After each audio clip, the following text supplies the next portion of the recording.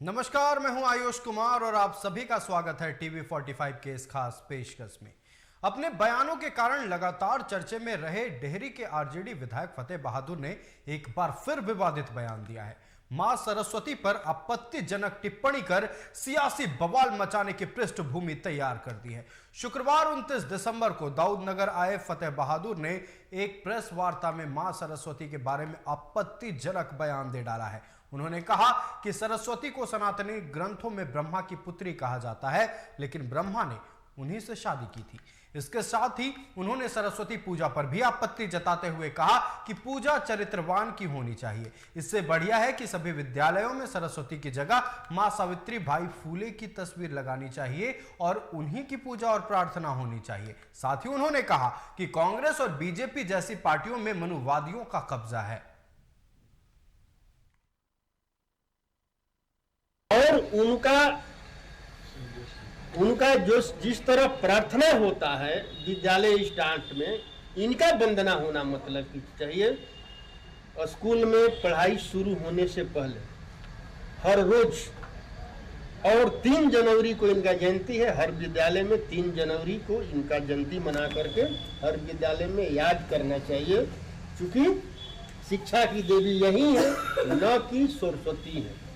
नहीं तो आस्था तो बड़े लोगों की है, बहुत बड़ी एक आबादी है जो सरस्वती को। मैं आस्था पर कहा, मैं तो व्यवस्था पर चोट कर रहा हूँ भाई। जो आप ही के ग्रंथ में लिखा हुआ है कि सरस्वती, जो सरस्वती है ब्रह्मा की बेटी है, और ब्रह्मा जी का अपनी ही पुत्री पर नियत खराब हुआ और उन्होंने मतलब कि उनके साथ शादी कर लिया। तो आप खुद समझिए कि पूजा मतलब कि किसका होता है, चरित्रवान का या चरित्रहीन का।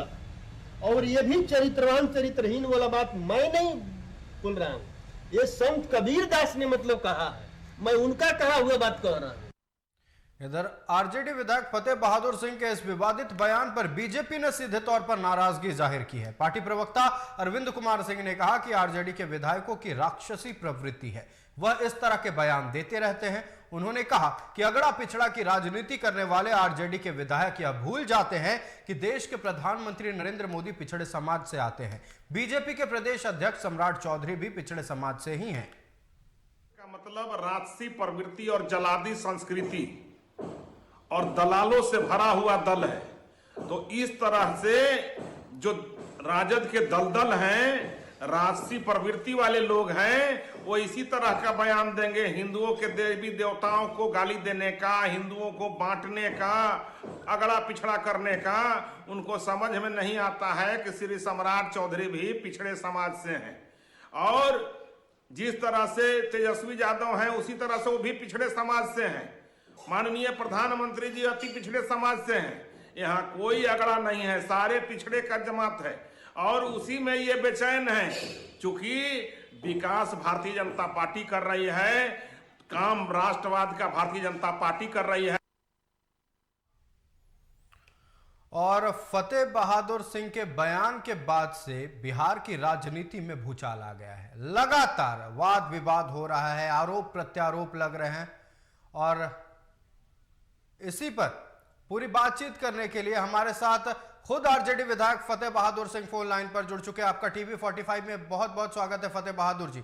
हम सीधा सवाल आपसे यह करना चाहते हैं कि मां सरस्वती को लेकर दिए गए इस बयान से आप क्या बताना चाह रहे थे? मतलब कई लोगों के आस्था जुड़े हैं इस बयान, आप मां सरस्वती से, ब्रह्मा से, लेकिन आप मां सरस्वती को लेकर क्या कहना चाह रहे थे? जो देखिए, मेरा सीधा सा बात है कि शिक्षा की देवी सावित्री बाई फूले हैं। शिक्षा में क्रांति लाने वाली, महिलाओं को शिक्षित करने वाली, शिक्षा की लड़ाई लड़ने वाली सावित्री बाई फूले ने भारतवर्ष के महिलाओं के लिए और जो शूद्र समाज के लोग हैं, जो 90% के बहुजन समाज के लोग हैं, उनके लिए शिक्षा सर्वोपरि उन्होंने माना है। और सावित्री बाई फूले के शिक्षा के क्षेत्र में जो है उनका मतलब कि योगदान रहा है। तो पूजा तो सावित्रीबाई फुले का होना चाहिए, क्योंकि शिक्षा की देवी सावित्रीबाई फुले है। आप महिलाओं के सम्मान की बात कर रहे थे, सावित्रीबाई फुले की बात कर रहे थे, लेकिन आपको नहीं लगता है कि मां सरस्वती को लेकर दिए गए इस बयान के बाद कई लोगों की आस्था को ठेस पहुंचेगा? क्या ये आपको सोचना नहीं चाहिए था? देखिए, ये ठेस उन्हीं लोगों को पहुंच रहा है जिन लोगों ने सावित्रीबाई फुले पर गोबर, पत्थर और कीचड़ फेंकने का काम किए थे। आज सावित्रीबाई फुले के सम्मान का बात सुन करके उन लोगों को तो ठेस पहुंचेगा ही। जिन लोगों ने महिलाओं और शूद्रों को शिक्षा से वंचित किया और सावित्रीबाई फुले पर गोबर और पत्थर फेंकने का काम किया, उन्हें तो ठेस पहुंचेगा सावित्रीबाई फुले के सम्मान का बात सुनकर। जी, आप हमारे साथ बने रहिएगा, हम आपके पास लौटेंगे। हमारे साथ पीयूष शर्मा जो कि बीजेपी प्रवक्ता है, हमारे साथ जुड़ चुके हैं। पीयूष जी, आपका स्वागत है टीवी 45 में। सवाल आपसे यह है कि मां सरस्वती को दिए गए बयान के बाद से राजनीतिक वाद विवाद तेज हो गया है। फतेह बहादुर सिंह ने बड़ा बयान दिया, साथ ही उनका यह कहना है कि हम जनता को यह बताना चाह रहे थे कि सावित्रीबाई फुले ने शिक्षा के क्षेत्र में क्या भूमिका अदा की है, वो समझाने की कोशिश कर रहे थे। उनका कहना कि किसी के आस्था से उनका कोई मतलब नहीं था। आप इस पर क्या कहेंगे? देखिए, राष्ट्रीय जनता दल, उसकी पूरी पार्टी और उनके विधायक फतेह बहादुर ये लगातार हिंदू के पवित्र आस्था, हिंदू के देवी देवताओं को गाली देने का काम कर रहे हैं, उन्हें अपमानित करने का काम कर रहे हैं। यह एक प्रकार से सनातन को तोड़ना चाहते हैं, सनातन को बर्बाद करना चाहते हैं। ये राक्षसी प्रवृत्ति के लोग हैं और इनकी संस्कृति जल्लादी प्रवृत्ति की है। मैं पूछना चाहता हूं, और भारतीय जनता पार्टी को ऐसे लोगों पर कड़ा एतराज है कि ऐसे लोग समाज के कभी हितकर नहीं हो सकते हैं। ये समाज के दुश्मन हैं और ये समाज को बांटने वाले लोग हैं। कभी राष्ट्रीय जनता दल के सम्मानित विधायक फतेह बहादुर जी द्वारा मां शक्ति की अधिष्ठात्री देवी दुर्गा पर गाली देने का काम किया जाता है, उन्हें अपमानित करने का काम किया जाता है। और आज विद्या, बुद्धि और ज्ञान की देवी मां सरस्वती पर जिस प्रकार से अमर्यादित शब्द का इस्तेमाल किया गया है, उन्हें पूजा न करने की सलाह दी गई है, यह हिंदुओं की भावना को ठेस पहुंचाने का काम है। भारतीय जनता पार्टी इसे कभी बर्दाश्त नहीं करेगी। मैं आपको बताना चाहता हूं, एक तरफ राष्ट्रीय जनता दल और इनके नेता राष्ट्रीय अध्यक्ष लालू प्रसाद यादव जी और उप मुख्यमंत्री तेजस्वी यादव जी नवरात्र के समय में मां देवी दुर्गा की पूजा करते हैं और इनके विधायक देवी दुर्गा और मां सरस्वती को अपमानित करने का काम करते हैं। मेरा तो स्पष्ट मानना है, भारतीय जनता पार्टी को स्पष्ट मानना है कि ये राष्ट्रीय जनता दल का प्रोपगंडा है। ये राष्ट्रीय जनता दल के राष्ट्रीय अध्यक्ष लालू प्रसाद यादव जी के इशारे पर ये हिंदुओं की देवी देवताओं को लगातार अपमानित करने का काम कर रहे हैं। पूछ ले फतेह बहादुर सिंह जी से। फतेह बहादुर जी, कई तरह के आरोप लग रहे हैं आप पर। आपके जितने भी विरोधी दल हैं, खास करके बीजेपी ये कह रही है कि आप सनातन विरोधी हैं, राक्षसी प्रवृत्ति के लोग हैं। आप लोग ऐसा आरोप लगा रहे हैं, बीजेपी के लोग। साथ ही ये भी कहा गया है कि मां सरस्वती वाले बयान कुल अगर देखा जाए, साथ ही साथ मां दुर्गा को लेकर भी आपने आपत्तिजनक बयान दिया था। आप लगातार सनातन विरोधी बयान देते हैं, क्या कहेंगे इस पर? क्या सच में आपके द्वारा सनातन विरोधी बयान दिए जाते हैं? क्या ये आप जानबूझकर करते हैं या फिर कोई एक प्रोपेगेंडा? ये सवाल है बीजेपी का, इस पर आप जवाब दे दें। पहले ये लोग ये बताएं कि ये हमें कैसे हिंदू सब समझते हैं। इनके किस ग्रंथ में, इनके कौन सा ऐसा ग्रंथ है जिसमें हिंदू शब्द है? इनका कौन सा ग्रंथ में हिंदू शब्द है बताने का काम करेंगे। इन्होंने पहले हमें शूद्र बनाया और शूद्रों को हजारों साल शिक्षा से वंचित किया। उनका से आप फतेह बहादुर सिंह जी आप क्या कहना चाह रहे हैं? इनका ग्रंथ उनका ग्रंथ, मतलब आप पूरी तरह से दर्शकों को समझना है। मैं ये कहना चाहता हूं कि किस ग्रंथ में हिंदू शब्द का जिक्र है, ये पहले स्पष्ट करें। जितने भी इन लोगों ने ग्रंथ लिखा, जितने भी मनुवादियों ने ग्रंथ लिखा, सारे ग्रंथों में हमें शूद्र कहा गया। ये हिंदू की सब मतलब की हक से कह रहे हैं, तो हिंदू मतलब ये हिंदू शब्द आया क्या से?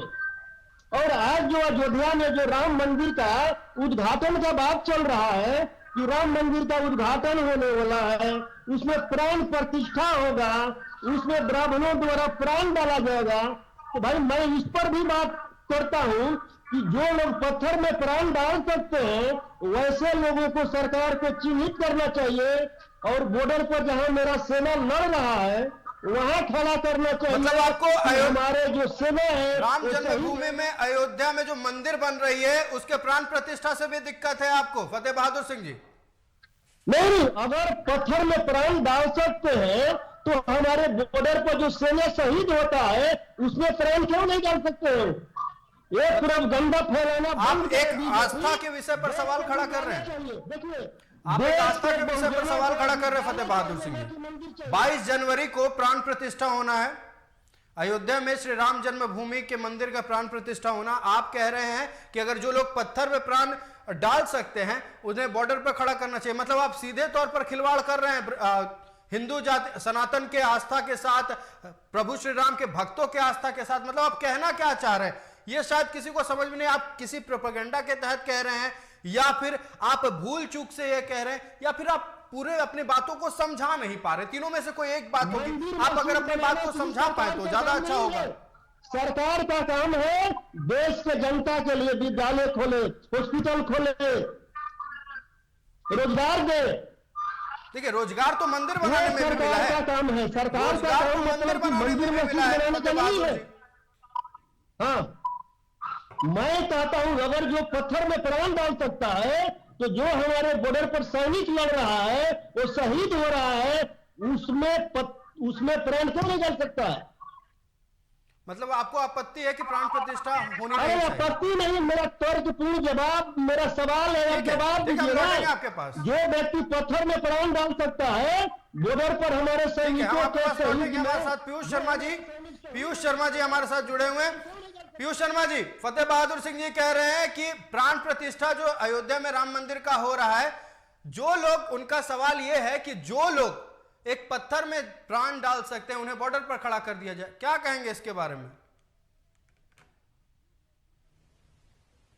आयुष जी, मैंने पहले कहा ये लोग हिंदू की संस्कृति को, ये लोग हिंदू के धर्म को दबाना चाहते हैं। देश की 110 करोड़ जनता को ये हिंदू धर्म से हटाकर तुष्टीकरण की राजनीति को अपना बढ़ावा देने का काम कर रहे हैं, लेकिन इनकी यह राजनीति सफल नहीं होगी। मैं सम्मानित विधायक फतेह बहादुर जी से पूछना चाहता हूं कि है हिम्मत ये मुस्लिम के देवी देवताओं अल्लाह के बारे में कुछ कहने का?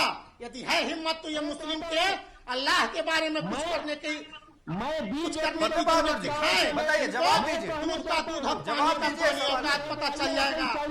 सवाल किया जा रहा है आपसे। बीजेपी लगातार सवाल कर रही है फतेह बहादुर जी आपसे। है हिम्मत जवाब दे। तो मुस्लिम के गुरु, मुस्लिम के देवी देवता अल्लाह के बारे में कुछ कह करके दिखाने का काम करें, कुछ बोल कर दिखाने का जो काम करें। मुस्लिम और अल्लाह का बात पूछ रहे हैं उनका मैं जवाब दे रहा हूं, शांति से सुनिए। जी, जब सावित्रीबाई फुले ने जब शिक्षा का आंदोलन किया, जब पढ़ाने जाने लगी तो फातिमा शेख ने उनको पढ़ाने में मदद की और उन पर गोबर और पत्थर फेंकने वाले लोग आज फतेह बहादुर सिंह पर आवाज उठा रहे हैं। जब 90% के लोगों को, जब 27% का 90 में आरक्षण मिला तो कोई मुसलमान से मेरा विरोध नहीं किया था। मेरा विरोध करने वाला कौन था? 90% के लोगों को जब आरक्षण मिला 90 में, मुद्दे से भटक रहे हैं। विरोध करने वाला सवाल महिला के सम्मान का या फिर और पिछड़े आज जो जाति के भारत का सम्मान का नहीं प्रधानमंत्री जो है। बने हुए फतेह बहादुर जी, हैं, उस कमंडल सवाल के ये है कि आपने बने सनातन थे। के आस्था पर सवाल उठाया। बीजेपी लगातार आप लोगों को राक्षसी प्रवृत्ति के लोग कह रहे हैं, उस पर जवाब दें। अगर ओबीसी माँ का बेटा है प्रधानमंत्री तो 90 में मंडल आयोग के विरोध में कमंडल के संयोजक वो क्यों थे? ओबीसी बनने का नाटक मतलब कर रहे हैं। पीयूष शर्मा जी, अगर ओबीसी माँ का बेटा लगातार बयान आ रहा है फतेह बहादुर जी की ओर से। आप इसका जवाब सीधे तौर पर दे सकते हैं। क्यों केंद्र सरकार गिरा दिया? केंद्र का सरकार अगर ओबीसी को 27% आरक्षण मिला, मैंने पहले कहा फतेह बहादुर और पूरी राष्ट्रीय जनता दल राक्षसी और जल्लादी प्रवृत्ति की पर्याय बन चुका है। ये लोग सनातन को लगातार अपमानित करेंगे, हिंदुओं के देवी देवताओं को लगातार अपमानित करेंगे, लेकिन मैं इनको स्पष्ट बता देना चाहता हूँ, सनातन इस देश से कभी समाप्त नहीं होगा। जिन्होंने सनातन को अपमानित करने का काम किया है, जिन जिन लोगों ने सनातन को गाली देने का काम किया है, इसके पूर्व इनके राष्ट्रीय जनता दल के मंत्री, शिक्षा मंत्री चंद्रशेखर ने भी सनातन पर उंगली उठाने का काम किया था। आज क्या हर्ष हुआ मंत्री चंद्रशेखर का?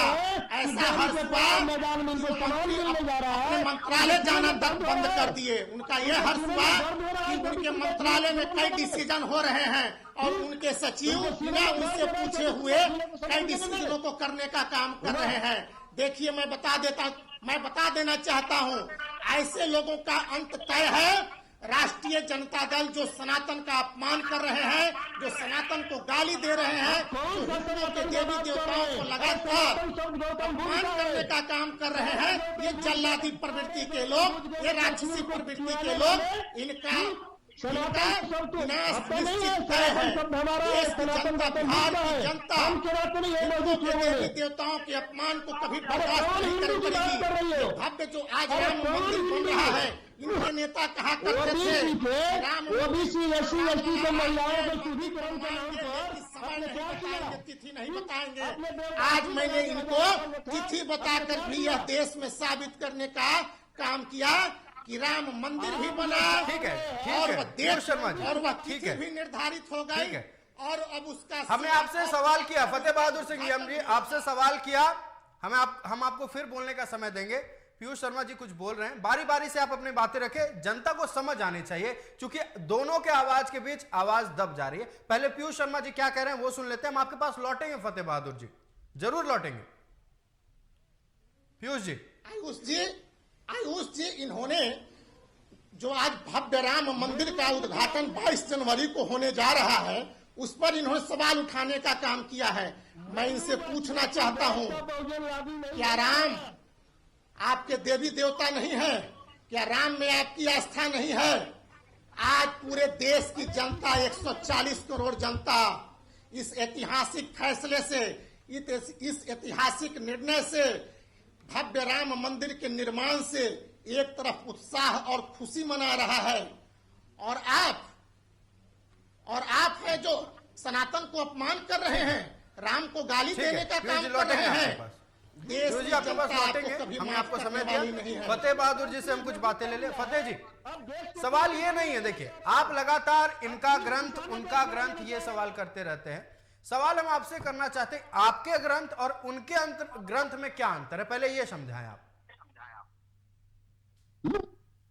मैं कहता हूं कि मैं तार्किक बयान देता हूं, तार्किक सवाल करता हूं।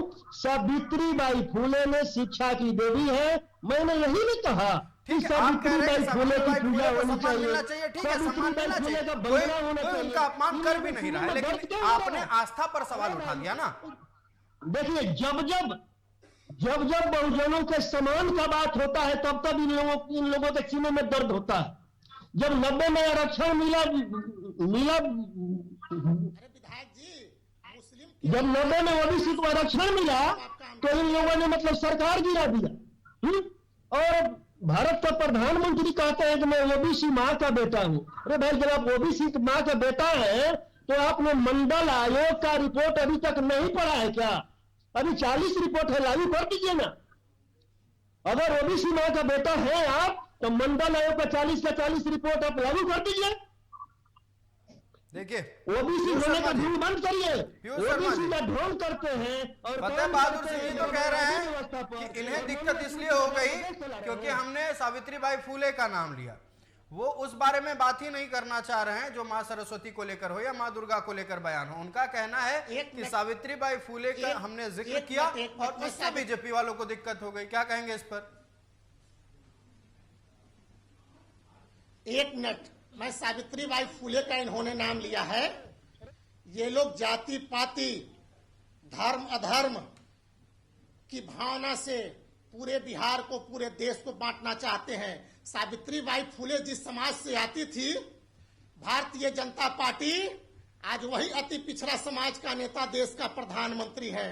इनको इतना मालूम नहीं है कि भारतीय जनता पार्टी ने अपने केंद्रीय मंत्रिपरिषद में मोदी जी के मंत्रिपरिषद में 27 ओबीसी परिवार से लोगों को मंत्री बनाने का काम किया है।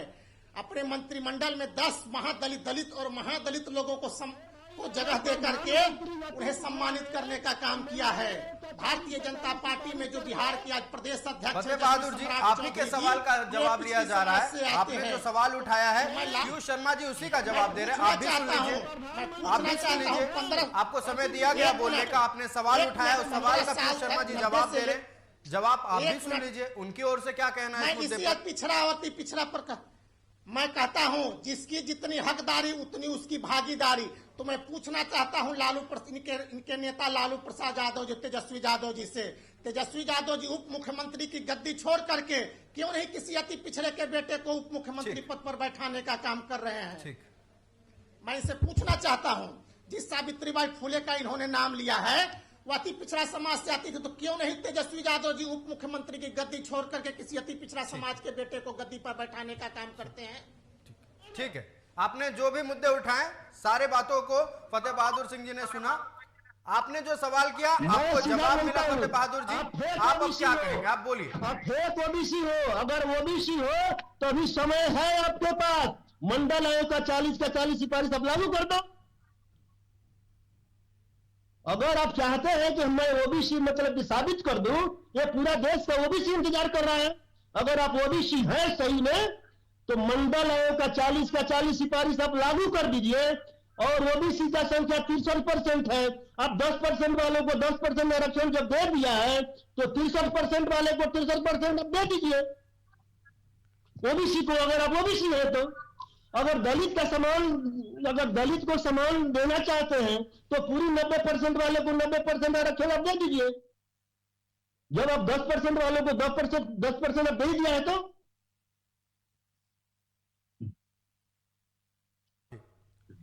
ठीक है पीयूष जी, हम आपके पास लौटेंगे, लेकिन हम चाहते हैं कि हमारे दर्शक एक बार सुन ले फिर से कि फतेह बहादुर सिंह जी ने मां सरस्वती को लेकर क्या कहा था। एक बार सुन लिया जाए, शायद रिकॉल कर पाए फतेह बहादुर जी कि उन्होंने क्या कहा था। एक बार फिर से इनका बयान सुनाया जाए। और उनका जो जिस तरह प्रार्थना होता है विद्यालय स्टार्ट में, इनका वंदना होना मतलब कि चाहिए। स्कूल में पढ़ाई शुरू होने से पहले हर रोज, और 3 जनवरी को इनका जयंती है, हर विद्यालय में 3 जनवरी को इनका जयंती मना करके हर विद्यालय में याद करना चाहिए, क्योंकि शिक्षा की देवी यही है, न कि सरस्वती है। नहीं तो आस्था तो बड़े लोगों की है, बहुत बड़ी एक आबादी है जो सरस्वती को। मैं आस्था पर कहा, मैं तो व्यवस्था पर चोट कर रहा हूँ भाई। जो आप ही के ग्रंथ में लिखा हुआ है कि सरस्वती, जो सरस्वती है ब्रह्मा की बेटी है, और ब्रह्मा जी का अपनी ही पुत्री पर नियत खराब हुआ और उन्होंने मतलब कि उनके साथ शादी कर लिया। तो आप खुद समझिए कि पूजा मतलब कि किसका होता है, चरित्रवान का या चरित्रहीन का। और ये भी चरित्रवान चरित्रहीन वाला बात मैं नहीं बोल रहा हूं, ये संत कबीर दास ने मतलब कहा है, मैं उनका कहा हुआ बात कह रहा हूं। तो आपने फिर से सुना कि फतेह बहादुर सिंह ने क्या कहा मां सरस्वती को लेकर। साथ ही उन्होंने कहा कि हमारा सवाल आस्था से नहीं, हम आस्था पर नहीं, हम व्यवस्था पर चोट दे रहे हैं। हमारे साथ पीयूष शर्मा जी भी जुड़े हुए हैं, वो कुछ कहना चाह रहे थे इस मसले पर। पीयूष जी, हमने अपने दर्शकों को फिर से एक बार सुनाया कि मां सरस्वती को लेकर फतेह बहादुर सिंह जी ने क्या कहा है। हालांकि फतेह बहादुर सिंह जी ने यह कहा कि हम आस्था नहीं व्यवस्था पर चोट करना चाहते। क्या कहिएगा? देखिए, फतेह बहादुर जी को ज्ञान की कमी है। यदि वे मां सरस्वती जो बुद्धि विद्या ज्ञान की देवी हैं, मां सरस्वती पर भी यदि डिबेट करना चाहते हैं अलग से, तो मैं भारतीय जनता पार्टी में तैयार हूं। जहां आप समय निर्धारित कर दीजिए और मां सरस्वती पर 1 घंटे का डिबेट रख दीजिए। इनको ज्ञान की कमी है, ये नहीं जानते हैं कि मां सरस्वती कौन है। जब ब्रह्मा जी ने सृष्टि की रचना की थी तो मां सरस्वती के वीणा से, जब पूरे देश में कहीं भी कोई संगीत नहीं थे, वाद्य नहीं थे, आवाज नहीं थे, तो अपनी बीना बजा करके पूरे देश में एक संचार लाने का काम किया था, एक आवाज देने का काम किया था, एक वेग देने का काम किया था। इसलिए मां सरस्वती की पूजा आज पूरे देश में सभी हिंदू करते हैं, लेकिन ये जिस प्रकार से मां सरस्वती का अपमान कर रहे हैं, इनको कोई जानकारी नहीं है, मां सरस्वती के बारे में ना कोई जानकारी है। और ब्रह्मा जी ने जो ऐसा गलत काम किया था, तो भगवान शिव ने उनका 5वां सिर संहार करने का काम किया था। और ये बात, ये उस सदी की बात आती है, जो बयान विधायक फतेह बहादुर जी ने दिया है, वो उस सदी की बात आती है जो हजारों लाखों वर्ष पूर्व पुरानी बात है। आज हम नव युग में जी रहे हैं और हम देवी देवताओं की पूजा करना, उनकी आस्था पर अपना सम्मान देना, उनकी आस्था के साथ रखना हम सभी हिंदुओं का कर्तव्य है। और ये फतेह बहादुर जी जो मानसिक रूप से बीमार हो चुके हैं, ये बराबर देवी देवताओं का अपमान कर रहे हैं, इनकी बुद्धि भ्रष्ट हो चुकी है। पीयूष शर्मा जी, ठीक वाली पीढ़ियां। एक आखिरी बात हम लेना चाहेंगे फतेह बहादुर सिंह जी से। फतेह बहादुर जी, आपने मां दुर्गा को लेकर भी अतीत में बयान दिया है, उस पर भी आप सवालों के घेरे में रहे हैं। आपको हमेशा से बीजेपी सनातनी विरोधी बताती आई है। दूसरी बार आपने मां सरस्वती ब्रह्मा जी को लेकर बयान दिया। हम बस आपसे इतना जानना चाहते हैं, हमारे दर्शक बस इतना जानना चाहते हैं कि आपने जो बयान दिया है, क्या आप उस पर अडिग हैं? आपको लगता है कि आपने कुछ गलत नहीं किया है? मैंने कोई गलत नहीं बयान दिया है। जो ग्रंथों में लिखा है, जो संत कबीर दास ने कहा है, वही बात मैंने कहा है। और अभी जो बोले कि फतेह बहादुर जी को ज्ञान की कमी है, तो मैं महाज्ञानी प्रवक्ता जी से पूछना चाहता हूं कि सरस्वती जी का शिक्षा के क्षेत्र में क्या भूमिका रहा है, बताने का काम करेंगे। कैसे शिक्षा की देवी है, ये बताने का काम करेंगे वो कि ये शिक्षा की देवी कैसे हुई, शिक्षा के क्षेत्र में क्या भूमिका। सवाल करते हैं, मां सरस्वती पर सवाल खड़ा कर दिया फतेह बहादुर सिंह जी ने। उन्होंने सीधा सवाल किया कि शिक्षा के क्षेत्र में मां सरस्वती की क्या भूमिका रही है, क्या कहिएगा? एक आखिरी बात हम पीयूष शर्मा जी आपसे लेना चाह रहे हैं। आयुष जी, मैंने शुरू में कहा, इनको ज्ञान की कमी है, इनको बुद्धि की कमी है, और इनके पास विद्या तो है ही नहीं। मां सरस्वती ने ही पूरे विश्व में ज्ञान और बुद्धि देने का काम किया था। जब ब्रह्मा जी संसार का निर्माण कर रहे थे, तो सरस्वती जी को बीना बजाने के लिए कहा था, और उसी बीना की आवाज से हम आप सभी जीव जंतु मानव सभी प्रजातियों में आवाज आई, संवेदना आई, वेग आया, और उसी के आधार पर आज हम हंस रहे हैं, बोल रहे हैं, आपसे बात कर रहे हैं, और ये कहते हैं कि मां सरस्वती किसको शिक्षा देने का काम किए। वाह वाह वाह ज्ञाता। मैंने कहा शिक्षा के क्षेत्र में प्रवृत्ति के लोग हैं। हमारे साथ जुड़ने के लिए और इस तमाम मुद्दे पर बातचीत करने के लिए बहुत बहुत धन्यवाद। हमारे साथ प्रवृत्ति के लोग हैं।